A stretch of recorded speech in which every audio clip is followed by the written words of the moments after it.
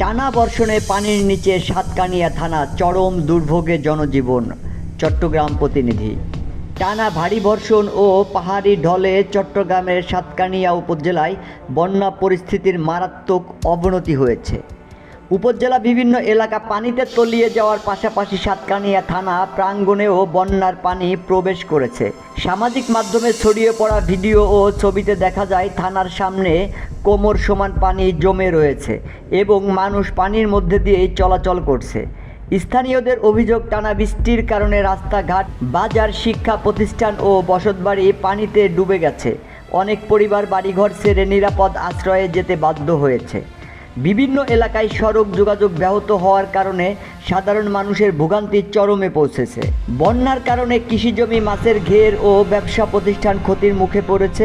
একই সঙ্গে বিশুদ্ধ পানি ও খাদ্য সংকটের আশঙ্কা দেখা দিয়েছে। প্রশাসন ও স্থানীয় জনপ্রতিনিধিরা দুর্গত মানুষের পাশে দাঁড়ানোর চেষ্টা করছেন এবং পরিস্থিতি পর্যবেক্ষণ করছে। আবহাওয়া অধিদপ্তর আরও বৃষ্টিপাতের সম্ভাবনার কথা জানিয়েছে, তাই নিম্ন অঞ্চলের বাসিন্দাদের সতর্ক থাকার এবং প্রয়োজন ছাড়া ঝুঁকিপূর্ণ এলাকায় চলাচল না করার আহ্বান জানানো হয়েছে।